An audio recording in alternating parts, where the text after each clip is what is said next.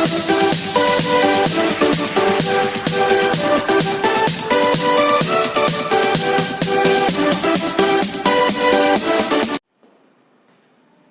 વિદ્યાર્થીઓ, હું છું ભંડેરી સર અને આપણે આજે ભણીશું ચેપ્ટર નંબર 12 વર્તુળ સંબંધિત ક્ષેત્રફળ. આ ચેપ્ટર મુખ્ય સૂત્ર આધારિત છે. આ ચેપ્ટરની અંદર તમે સૂત્ર તૈયાર કરો અને સામાન્ય સાદરૂપ એટલે કે છેદ ઉડાડતા આવડે સરળતાથી એટલે આ ચેપ્ટરના પૂરા માર્ક. બોર્ડની પરીક્ષાની અંદર આ ચેપ્ટરમાંથી કુલ 4 માર્ક્સનું પૂછાય, પરંતુ આ વખતે જે જનરલ ઓપ્શન છે એટલે 7-8 માર્કનું પૂછી શકાય, પણ 4 માર્કનું પૂછાય ત્યારે સામાન્ય રીતે 3 ગુણની અંદર એક દાખલો અને હેતુલક્ષીની અંદર એક પ્રશ્ન મોટે ભાગે એવી રીતે પૂછાય, પણ છતાંય આની અંદર ફેરફાર પણ થઈ શકે.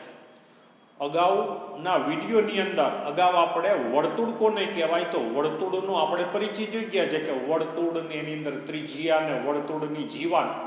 તો આની અંદર સામાન્ય રીતે આ વર્તુળ છે તો એ વર્તુળની અંદર આ વર્તુળનું કેન્દ્ર છે. ઉપરાંત વર્તુળના કેન્દ્રથી વર્તુળના કોઈ પણ બિંદુ સુધીનો રેખાખંડ દોરવામાં આવે તો આને વર્તુળની ત્રિજ્યા કહેવાય અને ત્રિજ્યાને આપણે સામાન્ય રીતે સ્મોલ r વડે દર્શાવીએ છીએ.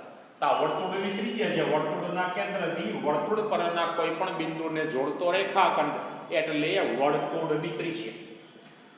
તો આની અંદર આખો આ ભાગ છે વર્તુળ અને એનો અંદરનો પ્રદેશ એટલે કે એને વર્તુળીય પ્રદેશ છે. વર્તુળીય પ્રદેશ એટલે કે એને વર્તુળનું ક્ષેત્રફળ કહેવાય. વર્તુળનું ક્ષેત્રફળ. તો આની અંદર જુદા જુદા આપણે સૂત્રો આ ચેપ્ટરની અંદર યાદ રાખવાના છે. તો વર્તુળનું ક્ષેત્રફળ આખો પ્રદેશ આખો ભાગ છે આ વર્તુળીય પ્રદેશ એટલે કે એને કહેવાય વર્તુળનું ક્ષેત્રફળ. ઉપરાંત આની અંદર વર્તુળનો પરિઘ આવશે. વર્તુળનો પરિઘ એટલે કે વર્તુળની પરિમિતિ. જે રીતે આપણે ત્રિકોણ અને ચતુષ્કોણની અંદર પરિમિતિ જોઈએ છે તો ત્રિકોણ એટલે એની અંદર 3 બાજુ હોય તો ત્રિકોણની 3 બાજુનો સરવાળો કરીએ એટલે એ આપેલા ત્રિકોણની પરિમિતિ મળે. એ જ રીતે ચતુષ્કોણ કોઈ પણ પ્રકારનો હોય, ચોરસ કે લંબચોરસ હોય તેની અંદર 4 બાજુ હોય, આ 4 બાજુના માપનો સરવાળો કરીએ એટલે આપણને એ આપેલા ચતુષ્કોણ અથવા તો લંબચોરસ કે ચોરસ હોય એની આપણને પરિમિતિ મળશે. વર્તુળ છે તો વર્તુળની પરિમિતિ તો વર્તુળની અંદર ચોક્કસ કોઈ બાજુ નથી, પણ માનો કે વર્તુળના કોઈ પણ એક બિંદુથી શરૂઆત કરી અને ફરીથી એ બિંદુએ પહોંચે ત્યાં સુધીનું જે અંતર થાય એને વર્તુળની પરિમિતિ એટલે કે એને વર્તુળનો પરિઘ કહેવાય અથવા તો આપણે એને વર્તુળની લંબાઈ પણ કહીએ. વર્તુળની લંબાઈ એટલે વર્તુળ કોઈ પણ એક બિંદુથી શરૂઆત કરી અને એ બિંદુ સુધી પહોંચવા માટે જે કુલ જેટલું અંતર થાય એ અંતરને વર્તુળની લંબાઈ અથવા તો વર્તુળનો પરિઘ અથવા તો વર્તુળની પરિમિતિ જો 3 એક જ છે. વર્તુળની પરિમિતિ કહેવાય કે વર્તુળનો પરિઘ ગણો કે વર્તુળની લંબાઈ ગણો, આ બધી વસ્તુ એક ને એક છે અને એ વર્તુળના પરિઘ એટલે કે 2πr. વર્તુળનો પરિઘ એટલે કે 2πr. જેની અંદર આ સૂત્ર બધા યાદ રાખવાના છે. વર્તુળનો પરિઘ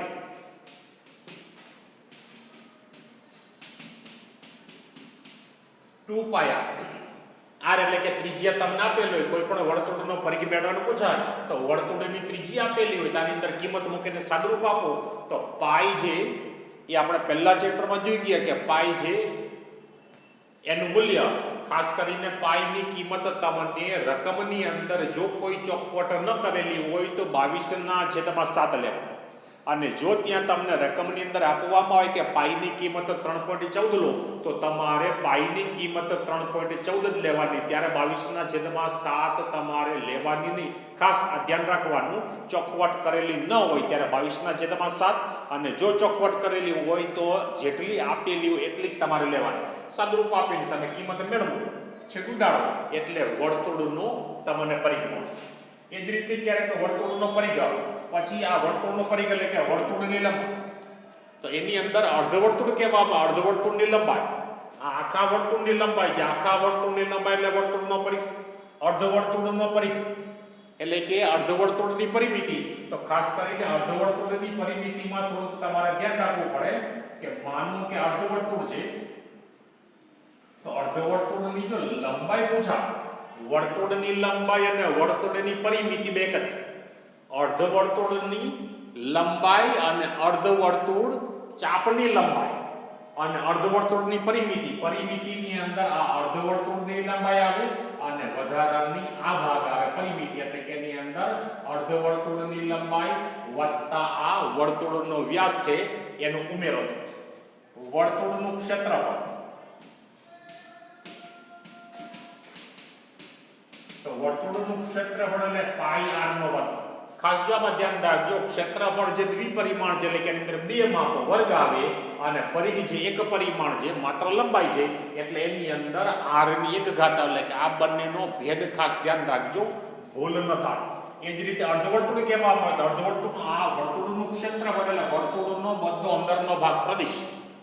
અર્ધવર્તુળ કહેવામાં આવે તો આનું અડધું પાઈ r નો વર્ગ છેદમાં 2 અથવા તો 1/2 પાઈ r નો વર્ગ. હવે માનું કે આની અંદર આ વર્તુળનું કેન્દ્ર છે, આ એક ત્રિજ્યા લેવામાં આવે, એ જ વર્તુળની બીજી ત્રિજ્યા લેવામાં આવે. તો આપણે અગાઉના વર્તુળના ચક્રમાં જોઈએ કે એક જ વર્તુળની અંદર અસંખ્ય ત્રિજ્યા દોરી શકાય, બધી જ ત્રિજ્યાઓના માપ સરખા, એટલે એક જ વર્તુળની બધી જ ત્રિજ્યાઓ એકરૂપ. તો હવે આની અંદર માનો કે આ વર્તુળનું કેન્દ્ર O છે, આ OA ત્રિજ્યા અને આ OB ત્રિજ્યા. તો આની અંદર આટલો ભાગ લેવામાં આવે તો આને ચાપ AB કહેવાય. એટલે ચાપ AB ને સંકેતમાં રીતે દર્શાવે, ચાપ AB વર્તુળનું ચાપ. વર્તુળનું ચાપ એટલે કે ખાસ કરીને વર્તુળની જે લંબાઈ છે, વર્તુળનું જે પરિઘ છે એનો થોડોક ભાગ એટલે એ વર્તુળનું ચાપ ગણ. તો આની અંદર આ બે ત્રિજ્યાઓ છે, આ વર્તુળનું ચાપ છે, તો આ વર્તુળના ચાપની સરખામણી આ ચાપ મોટી છે એટલે એને વર્તુળની ગુરુચાપ કહેવાય. અથવા તો ખાસ કરીને જે અર્ધવર્તુળ ચાપ છે, આ ચાપ જે અર્ધવર્તુળ ચાપ, અર્ધવર્તુળ ચાપ કરતા જે ચાપની આખા વર્તુળની લંબાઈ એટલે વર્તુળનો પરિઘ, વર્તુળની પરિમિતિ એનો અડધી લંબાઈ એટલે અર્ધવર્તુળ ચાપ. જે ચાપની લંબાઈ અર્ધવર્તુળ ચાપ કરતા ઓછી હોય એને લઘુ ચાપ કહેવાય અને જે ચાપની લંબાઈ અર્ધવર્તુળ ચાપ કરતા મોટી હોય એને ગુરુ ચાપ કહેવાય. તો સામાન્ય રીતે આપણે જોઈએ તો આ નાની ચાપ છે એટલે કે આને લઘુ ચાપ કહેવાય, જ્યારે ઉપરનું ચાપ છે એને ગુરુ ચાપ કહેવાય. તો એ ચાપની લંબાઈ મેળવી તેનું પણ સૂત્ર છે કે લઘુ ચાપની લંબાઈ, ચાપની લંબાઈ જે એની એલવણ દર્શાવે. લઘુ ચાપની લંબાઈ એટલે થીટા. જો થીટા એટલે આ લઘુચાપ છે, લઘુચાપે કેન્દ્ર આગળ બનાવેલો ખૂણો આપણે ત્રિકોણમિતિના ચેપ્ટરમાં ભણી ગયા. થીટા એટલે કે ચોક્કસ પ્રકારનો ખૂણો. તો અહીંયા થીટા એટલે આ લઘુચાપે કેન્દ્ર પાસે આંતરેલો ખૂણો, કેન્દ્ર સાથે બનાવેલો ખૂણો. થીટા છેદમાં 360 અને એને ગુણ્યા 2π.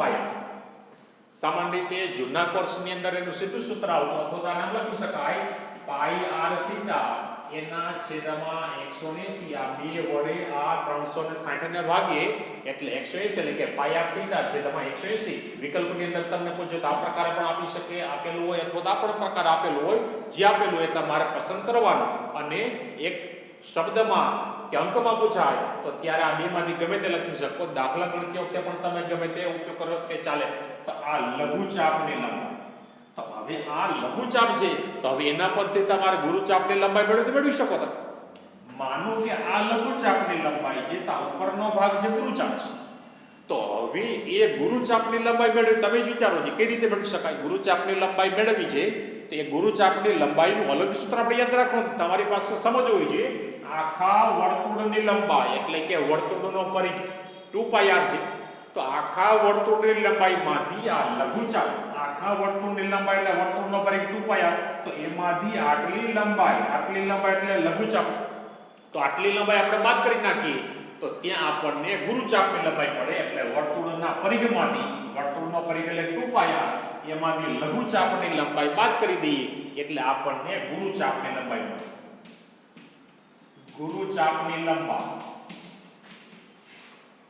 એના બરાબર વર્તુળનો પરિઘ, આખા વર્તુળનો પરિઘ એટલે કે 2πr, આખા વર્તુળનો પરિઘ એટલે કે 2πr.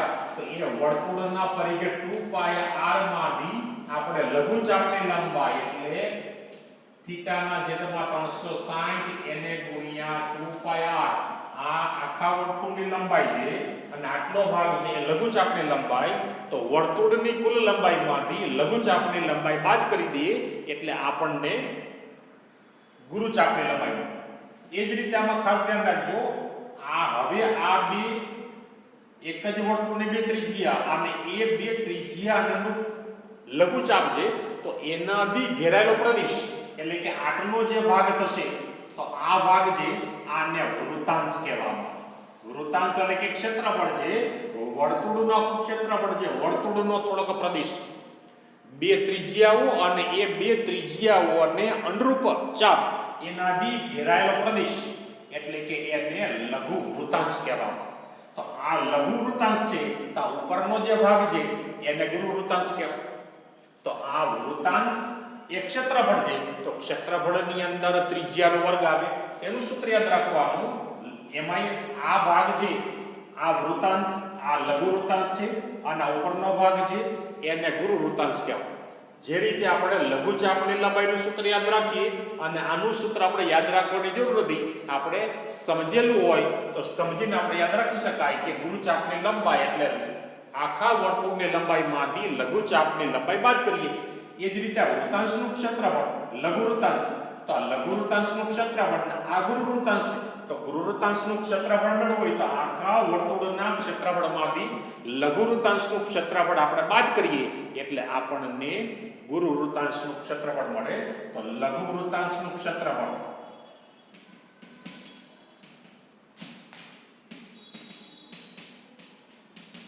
તો ત્યાં પણ થીટાના છેદમાં 360. જો અહીંયા યાદ રાખવું હોય તો તમારે આ ચાપ છે એ પરિઘનો એટલે કે વર્તુળનો થોડોક ભાગ છે, તો ત્યાં થીટાના છેદમાં 360 એને ગુણ્યા આપણે પરિઘ જોયું, તો અહીંયા હવે આ વૃત્તાંશ ક્ષેત્રફળ છે, તો ક્ષેત્રફળનું સૂત્ર પાઈ r નો વર્ગ. જો સમજીને યાદ રાખવું તે કે સૂત્ર તમારે યાદ રાખવાની જરૂર નથી, પછી આની અંદર માત્ર છેદુરાટ આવડે એટલે તમને આ ચેપ્ટરમાંથી પૂરેપૂરા માર્ક તમને મળી શકે.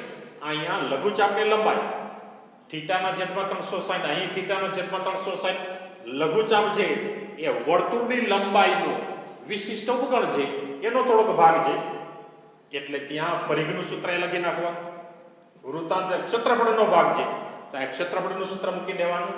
હવે આ લઘુ વૃત્તાંશ નું ક્ષેત્રફળ એનું આ સૂત્ર, તો આ ઉપરનો ભાગ છે એ ગુરુ વૃત્તાંશ છે, તો ગુરુ વૃત્તાંશનું ક્ષેત્રફળ આખા વર્તુળનું જે પ્રદેશ, આખા વર્તુળનું જે ક્ષેત્રફળ છે એમાંથી આટલું લઘુ વૃત્તાંશનું ક્ષેત્રફળ બાદ કરી નાખીએ એટલે આપણને ગુરુ વૃત્તાંશનું ક્ષેત્રફળ મળે. ગુરુ વૃત્તાંશનું ક્ષેત્રફળ એટલે કે વર્તુળનું ક્ષેત્રફળ જે પાઈ r નો વર્ગ એમાંથી લઘુ વૃત્તાંશનું ક્ષેત્રફળ આપણે બાદ કરી નાખીએ એટલે આની અંદર બી સમજીને યાદ રાખો તો તમે સૂત્ર ગમે ત્યારે બનાવી શકો. ભૂલાઈ ગયું હોય તો પણ તમે તમારી રીતે સૂત્ર લખી શકો. એ જ રીતે હવે માત્ર આ વર્તુળનો આટલો ભાગ લેવામાં આવે, આટલો ભાગ, તો આને વૃત્તખંડ કહેવામાં. વૃત્તખંડ જો ખાસ ધ્યાન રાખજો, વૃત્તાંશ અને વૃત્તખંડ, વૃત્તાંશ અને વૃત્તખંડ આ બંનેમાં ભૂલ ન થાય એનું ખાસ ધ્યાન રાખજો. જ્યારે વૃત્તાંશ એટલે કે આ લઘુચાપ છે, આ બે ત્રિજ્યાઓ છે, આ બે ત્રિજ્યાઓ અને ચાપથી ઘેરાયેલો પ્રદેશ. જ્યારે આની અંદર આટલો ભાગ લેવામાં આવે, માનો કાંઈ AB લઈએ તો આ રેખાખંડ AB કહેવામાં. રેખાખંડ AB છે, આ રેખાખંડ AB ને વર્તુળની જીવા કહેવાય અને આટલો ભાગ છે આને ચાપ AB કહેવામાં, લઘુચાપ AB. તો એનાથી બનતો પ્રદેશ એટલે કે આ બંનેનો યોગગણ એક વર્તુળની જીવા અને એ જીવાના બંને અંત્ય બિંદુએથી બનતી જે લઘુચાપ છે એનાથી ઘેરાયેલો પ્રદેશ એટલે એને વૃત્તખંડ કહેવામાં આવે. લઘુ વૃત્તખંડ, આ લઘુ વૃત્તખંડ છે તો ઉપરનો ભાગ છે ગુરુ વૃત્તખંડ. તો આની અંદર માનો કે આટલો આપણે ભાગ લઈએ, આ ભાગ, તો આ ભાગ છે આ લઘુ વૃત્તખંડ છે. હવે તમારે આનું ક્ષેત્રફળ મેળવવું હોય તો તમે જ થોડુંક જો વિચારો તો આ લઘુ વૃત્તખંડ છે એ વૃત્તાંશનો જ પ્રદેશ છે. લઘુ વૃત્તખંડ એ વૃત્તાંશનો જ પ્રદેશ છે. તો વૃત્તાંશની અંદરથી આપણે કેટલો ભાગ બાદ કરવો? આ આખો ભાગ એટલે લઘુ વૃત્તાંશનું ક્ષેત્રફળ. એમાંથી માત્ર આપણે આટલું જોઈએ છે, આટલું જોઈએ કે એનો અર્થ કે આ ત્રિકોણ છે એ ત્રિકોણને આપણે એમાંથી બાદ કરવો પડે. એટલે કે લઘુ વૃત્તખંડનું ક્ષેત્રફળ મેળવવું હોય તો આ વૃત્તાંશનું ક્ષેત્રફળ, જે વૃત્તાંશનું ક્ષેત્રફળ મેળવવાનું, ત્રિકોણનું ક્ષેત્રફળ મેળવવાનું, એમાંથી બંનેની બાદબાકી કરીએ એટલે આપણને લઘુ વૃત્તાંશનું ક્ષેત્રફળ, લઘુ વૃત્તખંડનું ક્ષેત્રફળ મળે. એટલે આમાં ખાસ ધ્યાન રાખજો, લઘુ વૃત્તખંડ અને લઘુ વૃત્તાંશ આડાઅવળું ન થાય. સામાન્ય આપણે આકૃતિ યાદ રાખી આમ લખી શકાય, આમ યાદ રાખી શકાય કે આ પ્રકારે હોય તો આને વૃત્તાંશ કહેવામાં, અને આ પ્રકારે ભાગ હોય તો આને વૃત્તખંડ કહેવામાં. આ વૃત્તખંડ છે અને આ વૃત્તાંશ છે. એટલે લઘુ વૃત્તાંશના ક્ષેત્રફળમાંથી આ ત્રિકોણનું ક્ષેત્રફળ બાદ કરીએ એટલે આપણને લઘુ વૃત્તખંડનું ક્ષેત્રફળ મળે. હવે આ લઘુ વૃત્તખંડ છે તો ઉપરનો ભાગ છે એને ગુરુ વૃત્તખંડ કહેવાય. તો હવે એ તમને ખ્યાલ આવી ગયો હશે કે ગુરુ વૃત્તખંડનું ક્ષેત્રફળ મેળવવું હોય તો લઘુ વૃત્તખંડનું ક્ષેત્રફળ વર્તુળના ક્ષેત્રફળમાંથી બાદ કરવાનું. તો આમાં સામાન્ય તમારે યાદ રાખવાનું, વૃત્તખંડનું ક્ષેત્રફળ એમાં લઘુ વૃત્તખંડનું ક્ષેત્રફળ, તો લઘુ વૃત્તખંડનું ક્ષેત્રફળ લઘુ વૃત્તાંશનું ક્ષેત્રફળ માઈનસ ત્રિકોણનું ક્ષેત્રફળ. હવે જો અહીંયા ત્રિકોણ છે એ ક્યારેક એ ત્રિકોણ છે એ કાટકોણ ત્રિકોણ થશે, ક્યારેક સમબાજુ ત્રિકોણ થશે.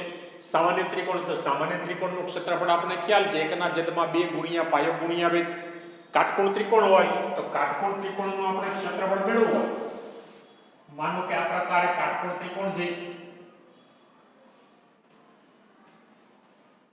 આ કાટકોણો છે તો કાટકોણ ત્રિકોણનું ક્ષેત્રફળ મેળવવું તો આ કાટકોણો બનાવતી બે બાજુનો ગુણાકાર એને ભાગ્યા 2 એટલે 1/2 ગુણ્યા કાટકોણો બનાવતી બે બાજુનો ગુણાકાર એટલે આપણને કાટકોણ ત્રિકોણનું ક્ષેત્રફળ મળશે. આના પણ આપણે સૂત્ર યાદ રાખવા પડશે. સામાન્ય ત્રિકોણ હોય તો 1/2 ગુણ્યા પાયો ગુણ્યા વેધ. કાટકોણ ત્રિકોણ હોય તો 1/2 ગુણ્યા કાટકોણો બનાવતી બે બાજુનો ગુણાકાર. અને સમબાજુ ત્રિકોણ હોય, સમબાજુ ત્રિકોણ એટલે કે ત્રિકોણની ત્રણેય બાજુ સમાન હોય તો સમબાજુ ત્રિકોણનું ક્ષેત્રફળ મેળવવું હોય તો વર્ગમૂળ 3/4 એને ગુણ્યા બાજુનો વર્ગ. એ પણ તમારે યાદ રાખવું પડશે. કારણ કે ત્રિકોણ કેવા પ્રકારનો બને, કારણ કે વૃત્તખંડનું ક્ષેત્રફળ મેળવવું હોય કે વૃત્તાંશનું મેળવવું હોય એની અંદર એ જરૂર પડશે. એટલે કે વૃત્તખંડનું મેળવવું હોય ત્યારે ત્રિકોણની જરૂર પડશે અને વૃત્તખંડનું ક્ષેત્રફળ મેળવવા માટે વૃત્તાંશનું ક્ષેત્રફળ મેળવવું જ પડે. તો લઘુ વૃત્તખંડનું ક્ષેત્રફળ, ત્યારબાદ ગુરુ વૃત્તખંડનું ક્ષેત્રફળ, તો ગુરુ વૃત્તખંડનું આપણે હમણાં જોયું, ગુરુ વૃત્તખંડનું ક્ષેત્રફળ એટલે વર્તુળના ક્ષેત્રફળમાંથી લઘુ વૃત્તખંડનું ક્ષેત્રફળ બાદ કરવાનું. વર્તુળનું ક્ષેત્રફળ માઈનસ લઘુ વૃત્તખંડનું ક્ષેત્રફળ.